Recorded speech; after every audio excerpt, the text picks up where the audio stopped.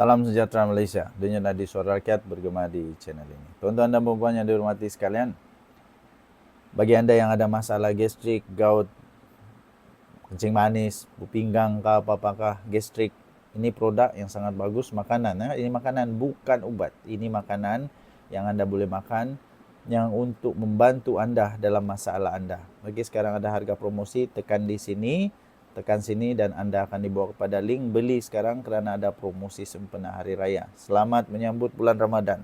Tuan-tuan dan puan yang dihormati sekalian, Rosmah Mansur. Isu rasuah Rosmah Mansur masih berjalan. Kali ini saya ingin mempersoalkan satu perkara. Ya, ini daripada Astro Awani ya. Astro Awani. 31 Julai, pendengaran injuksi 1MDB untuk bekukan aset Rosmah Mansur lebih 346 juta US dollar. Tuan-tuan dan puan, anda tahu ke tidak berapa banyak 346 juta dolar ini? Ini sangat-sangat banyak. Berapa banyak? Dalam ringgit Malaysia, ia lebih kurang 1,6 bilion ringgit Malaysia.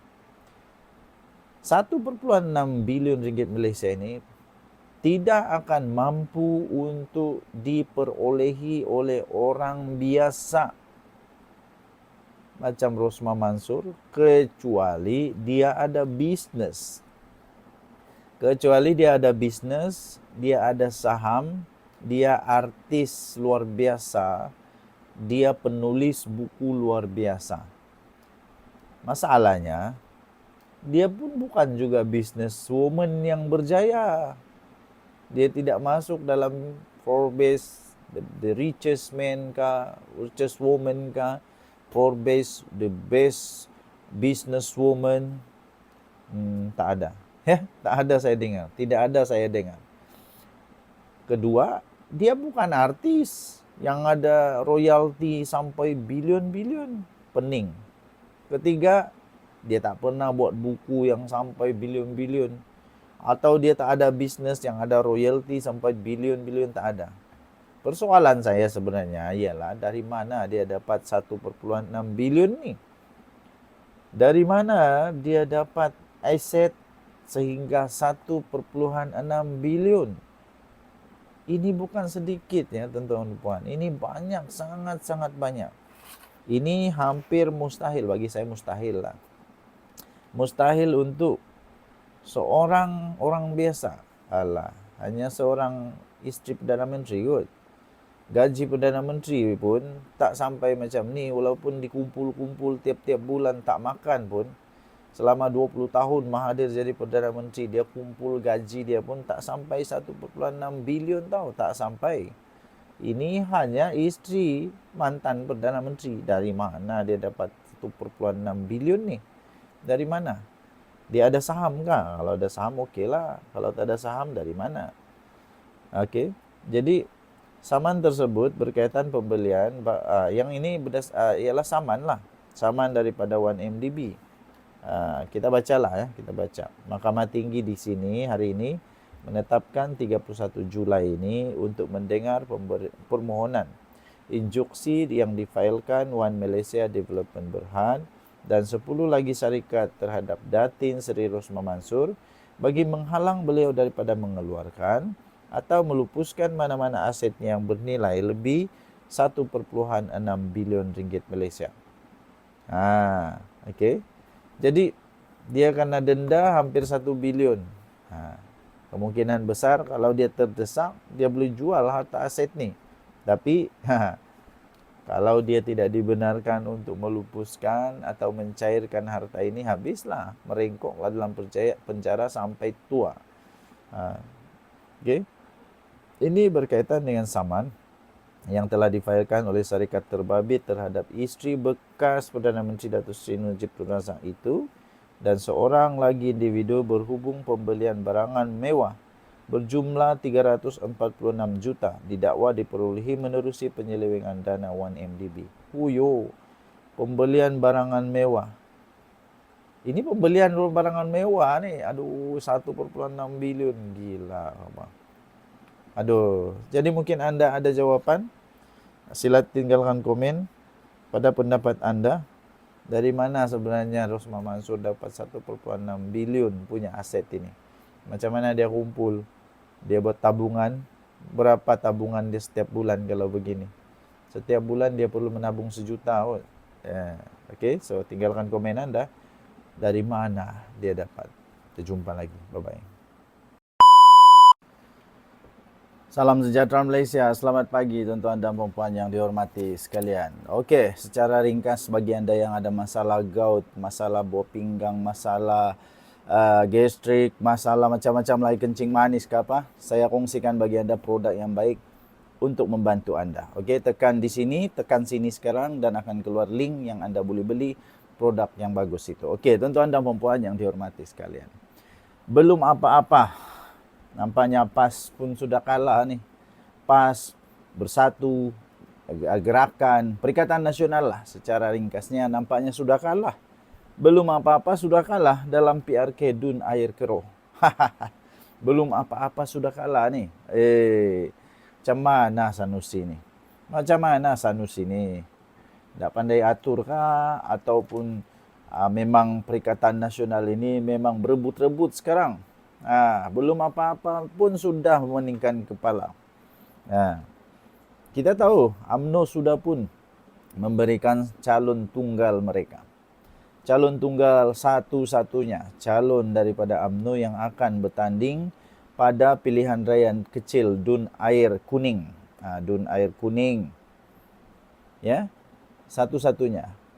Manakala untuk Perikatan Nasional, bukan main lagi. Dengan penuh dengan cukup yakin dengan cukup yakin ketua pilihan raya ketua pengarah pilihan raya Sanusi Mak Nur kata apa tahu, senarai panjang calon sudah diterima. Dia ingat orang syok lah tu. Dia ingat orang syok lah tu dengar senarai panjang. Bagi yang berfikiran optimistik, kita tahu maksud senarai panjang ni adalah satu masalah. Satu masalah. Ya, senarai panjang itu menunjukkan masalah. Masalah apa? Masalah semua mau menang, semua mau berkuasa. Semua mau berkuasa. Ini entah siapa yang mau dorang pilih nanti. Kalau mau kalah pilih Bersatu, confirm kalah. Senang. Kalau mau kalah pilih Bersatu, confirm kalah. Selama ini memang selama ini secara history dan faktanya setiap kali Bersatu tanding memang 90% kalah. Kalah bagilah Bersatu. Masalahnya kalau Bersatu tak tanding, PAS boleh menang di Air Kuning. PAS boleh menang di sana. Bagi Gerakan lah. Bagi Gerakan confirm 100% kalah. Ini masalah. Bila kita lihat memang dari senarai calon yang panjang pun kita sudah tahu bahawa Perikatan Nasional ni susah. Semua orang nak kuasa. Kita boleh tahu bahawa Perikatan Nasional ni memang belum bertanding pun sudah susah. Ini belum berkempen. Belum berkempen. Bila berkempen, di sanalah. Susah payahlah berfikir apalagi isu yang nak dimainkan. Harap-harap tidak lagi lah berfikir selepas ini. Harap-harap PAS, penyokong-penyokong PAS, penceramah-penceramah PAS, harap-harap waktu ceramah kempen kali ini harap-harap PAS tidak memain-mainkan pula isu tunggang menunggang 3R. Harap-harap tidak ada fitnah lagi. Jangan sampai Siti Mastura 2.0 berulang lagi. Tak kisah kena saman, tak kisah fitnah, kata fitnah, yang penting menang. Jangan sampai begitu ya, tuan-tuan dan puan-puan yang dihormati sekalian. Pada masa yang sama, saya ingin menasihati semua pengundi untuk undilah yang betul. Tak kisahlah kamu mau undi PAS kah, mau undi Bersatu kah, mau undi DAP kah, UMNO kah, PKR kah, tak kisah. Tapi pilih yang boleh bekerja bagi kamu. Bukan yang menang hanya kerana fitnah. Benda ni bukan main-main, tuan-tuan dan puan yang dihormati sekalian. Benda ni bukan main-main. Benda ni betul-betul di tangan anda, ya. Betul-betul di tangan anda. Tuan-tuan dan puan, kenapa agaknya perlu begitu lama untuk senarai calon, ya, daripada Perikatan Nasional? Sedangkan calon lain sudah ada daripada parti lain. Ini membuktikan memang susah. Perikatan Nasional sekarang memang dalam keadaan susah sekarang nih. Semua mau menang. Tapi kalah. Nih, kita tengok dulu dalam pilihan raya umum ke-15 yang lalu, Isyam memperolehi 9.088 ya. 9.088 undi, memenangi kerusi Dun Air Kuning dengan majoriti lebih 2.000 undi. Beliau menewaskan 4 calon lain daripada Pakatan Harapan yang memperolehi 6.000 saja. Okey, dan daripada Perikatan Nasional 6.000 juga ya, tapi Perikatan Nasional di tempat ketiga. Pada pendapat saya memang kali ini pun Perikatan Nasional kalah dengan lebih teruk. Kenapa? Bayangkanlah UMNO dan Pakatan Harapan bergabung. Memang tak ada harapan lagi untuk Perikatan Nasional. Memang tak ada harapan. Okey? Denyo Nadi, Suara Rakyat, bergema di channel ini. Tinggalkan komen anda. Bye-bye. Salam sejahtera Malaysia. Selamat pagi tuan-tuan dan puan-puan. Bagi anda yang ada masalah gastrik, direct to the point, anda boleh beli produk yang saya bagi link di sebelah ni. Anda boleh tekan di sini. Bagi yang ada masalah gastrik, ini memang sangat bagus. Saya memang makan ni, keluarga saya memang makan ni. Semua yang ada gastrik di keluarga saya, mereka ambil produk ni, mereka tekan, beli. Walaupun dia sedikit mahal tapi sangat berbaloi. Lebih baik sihat daripada banyak duit tapi sakit. Ditambah pula bulan puasa. Okey, baik. Ini dia. Siapakah yang bersubahat? Siapakah sebenarnya rakan subahat yang terlibat dalam isu rasuah? Datuk Seri Ismail Sabri Yaakob, bekas Perdana Menteri Malaysia yang ke-9. Siapakah individu-individu yang bersetongkol, yang telah bersubahat? Siapakah dia? Tak pasti. Tapi pada pendapat saya, ini pendapat sajalah. Pada pendapat saya, ada yang bulan lah. Selepas dulu yang bulan. Okey, bulan sudah limpas. Pada pendapat saya, tidak mungkin seorang-seorang. Jadi sebenarnya ramai orang yang sekarang ini dah dapat tidur lena. Sekarang sebenarnya ramai sangat ahli politik, ramai sangat mantan menteri-menteri, mantan orang yang berkuasa, mantan timbalan Perdana Menteri kah, mantan menteri kah, yang susah mau tidur. Mesti ada yang susah mau tidur. Mesti ada yang susah mau hadam lah makanan. Sebab kenapa? Teringat, pas ni aku kena panggil. Sampai ada orang cakap, saya nampak berita, tajuk berita di media sosial. Ada yang bilang 14 orang lah, ada yang bilang 12 orang lah, ada yang bilang 10 orang lah, ada yang bilang 8 orang menteri.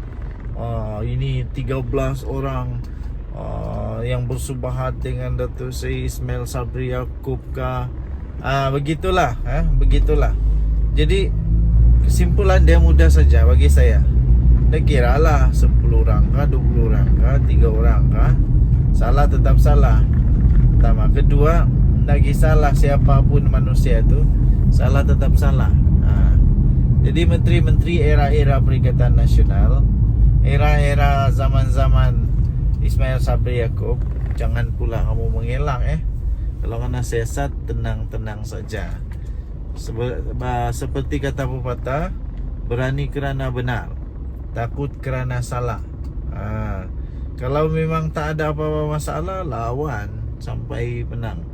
Tapi kalau ada masalah, kau lawan macam mana pun kau tak menang juga. Menang tak menang itu belakang cerita. Nanti kena jawab Tuhan lagi tu. Selepas akhirat nanti mau kena jawab Tuhan lagi. Kenapa kau curi uang dan sebagainya, kenapa kau rasuah dan sebagainya. Itu lebih susah lah. Jadi kita tunggu siapakah nama-nama yang bakal disebut lagi, bakal disebut. Oke, Denyut Nadi Suara Rakyat bergema di channel ini. Jangan lupa tekan butang subscribe, like dan share. Bye bye. Salam sejahtera, selamat pagi tuan-tuan dan puan yang dihormati sekalian. Sekali lagi saya ingin kongsikan kebaikan kepada mereka yang ada masalah gastrik. Ada produk yang sangat baik. Tekan saja di mana-mana screen video ini, ada satu paparan di sini. Tekan dan anda akan dibawa link kepada produk untuk sakit gastrik ini. Dengan lebih baik anda akan dapat menahan, dibantu oleh produk ini. Okey, saya memang sudah makan ini, sangat bagus. Okey, so bagi anda yang ada sakit gastrik boleh try ini. Okey, Datuk Seri Anwar Ibrahim akhirnya mengeluarkan kenyataan yang cukup pedas, mencucuk jantung. Dia kata tak baik orang yang sakau duit rakyat, duit negara, kemudian sembunyi pula di rumah. Siapa tu Siapalah manusia tu? Aduh, sudah banyak nih ketahuan nih manusia-manusia yang sakau wang negara, kemudian sembunyi, ketahuan. Dulu Najib Razak pun begitu juga. Kali ini Ismail Sabri Yaakob belum lagi terbukti bersalah lah, dan belum lagi ada apa-apa pun dakwaan. Tenang. Jadi mungkin apa yang disebut oleh Datuk Seri Anwar ini bukanlah tentang Ismail Sabri, tapi mungkin orang lain lah kan. Orang lain. Ada juga atuk seorang tu yang sudah tua, krepot tu. Dia pura-pura konon cari duit dekat belakang TV lah, macam-macam lah lakonan dia yang tak syok pun lakonan tu. Jangan pula lepas ni kantoi habis. Saya ada pernah nampak video dia juga. Dia kata apa, anak-anak saya taklah kaya mana, mungkin ada duit lebih sikit lah dari orang, tapi taklah sampai bilion-bilion. Sekalinya SPRM kasih keluar harta milik anak dia, bilion-bilion, baru kantoi habis. Okey. So siapa lagi yang bakal kantoi? Saya pun tidak tahu. Saya pun tidak pasti. Tapi saya pasti perbuatan ini bukan usaha sendiri. Mesti ada orang support dia, mesti ada orang tolong dia, mesti ada penasihat 25%, mesti ada penasihat yang lain, mesti ada penasihat kah, bahkan subahat kah. Ya, sebab kalau seorang-seorang rasanya tak jadi. Perlu beberapa orang agaknya lah. Okey, so Datuk Seri Anwar Ibrahim kata memang betul. Bendanya sakau wang negara, simpan pula di rumah. Aduh, sembunyi di rumah pula. Sudah-sudahlah tu. Saya hairan betul lah ahli politik begini ni. Gaji sudah besar, allowance sudah besar, masih juga tidak cukup. Sakau juga. Betullah ramai orang yang tidak suka dengan ahli politik. Sebab bila cakap sejak ahli politik, pertama main di fikiran mesti sakau. Walaupun bukan semua ahli politik sakau. Okey, tinggalkan komen anda. Denyut Nadi Suara Rakyat bergema di channel ini. Jangan lupa tekan butang subscribe, like dan share. Bye bye. Salam sejahtera Malaysia. Denyut Nadi Suara Rakyat bergema di channel ini. Sekali lagi secara ringkas, bagi anda yang ada masalah gastrik, yang memang masalah gastrik, saya mau rekomen satu produk makanan gastrik. Makanan orang-orang yang ada gastrik. Saya ada gastrik, banyak keluarga saya ada gastrik. Kami selalu makan benda ni, dia sangat membantu kami lah. Okey, sangat membantu kami. Tekan di mana-mana screen, selalu tekan sebelah sini lah. Tekan di screen sini dan akan keluar satu link. Anda boleh masuk terus ke link itu, Anda beli produk ni dengan diskaun. Sekarang ada diskaun. Okey, so tambah lagi sekarang ni puasa kan, sangat-sangat sengsara kalau gastrik tu. Lebih baik sihat. Jadilah sihat. Okey. Baik. Tiba-tiba saja Mahathir, tiba-tiba Mahathir muncul macam dia sokong Anwar yo. Macam tiba-tiba dia sokong Anwar. Terkejut saya. Takkanlah tiba-tiba Mahathir bertaubat. Mahathir tiba-tiba baru dia sedar, Mahathir baru dia sedar diri bahwa dia perlu untuk sokong Datuk Seri Anwar Ibrahim. Ataupun takkanlah Mahathir tiba-tiba sekarang sedar, aku jangan lawan Anwar. Kalau aku lawan Anwar, mampus aku ni. Kalau aku lawan Anwar, nanti aku juga yang kena ni. Nanti banyaklah rahsia-rahsia aku yang bakal mungkin. Kalau ada rahsia lah. Kalau ada rahsia, ni kalau nanti ni aku kantoi habis ni. Aku lebih baik sokong Datuk Seri Anwar Ibrahim lah. Mungkin begitu kan. Sebab apa kan, hairannya tiba-tiba dia setuju loh. Dia setuju untuk bail out Sapura. Tiba-tiba dia setuju bail out Sapura yang dibuat oleh kerajaan. Tapi jangan silap Jangan silap. Bail out yang ini berbeza sangat dengan ada bail out yang sebelum ini. Bail out sebelum ini itu dapat dimanipulasi, dapat disalahguna oleh bos-bos dalam Sapura. Tapi kali ini tidak akan dapat disalahguna oleh bos-bos Sapura, kerana wang itu hanya untuk bayar hutang saja. Hanya untuk bayar vendor saja. Vendor-vendor yang sudah mulai buat kerja, yang sudah buat kerja, itu saja dibayar. Tidak akan dibagi kepada bos-bos di Sapura. Minta maaf. Minta maaf. Bukan macam yang dulu, zaman-zaman dulu tu, entah siapa Perdana Menteri itu pergi tolong Sapura. Bukan makin bagus Sapura, makin bertambah rugi lagi. Ruginya tetap rugi. Lepas itu siapa yang kaya, lebih kaya, dia punya bos-bos lah. Tapi Sapura tetap rugi. Okey. So Mahathir bagus jugalah, bertaubatlah Mahathir. Bertaubatlah Mahathir, supaya jangan lagi dihentam kerajaan dengan politik murahan, dengan politik yang dulu kau boleh buat, sekarang orang lain tak boleh buat. Yang perasaan kamu itu suci, murni, tak bersalah, tapi orang lain buat, walaupun betul tetap salah. Engkau seorang saja betul, orang lain tak betul. Engkau seorang saja yang pandai, orang lain tak pandai. Sedangkan kau dah tua pun, mungkin idea-idea daripada engkau tu memang sudah tidak relevan lagi. Jadi bagi saya bagus jugalah Mahathir bertaubat dan sokonglah Datuk Seri Anwar Ibrahim. Tapi jangan masuk dalam PKR, sebab PKR tidak akan terima Mahathir lagi. Mana boleh terima Mahathir lagi? Mahathir itu sudah something else. Something else maksudnya memang tahap-tahap memang tidak sesuai lagi lah diambil untuk masuk PKR. Jadi adakah anda setuju kalau Mahathir masuk PKR? Tinggalkan komen anda. Dan tadi Suara Rakyat bergema di channel ini. Jangan lupa tekan butang subscribe, like dan share. Malaysia kita punya, cinta Malaysia aku, kita jaga kita. Kita jumpa lagi. Bye bye.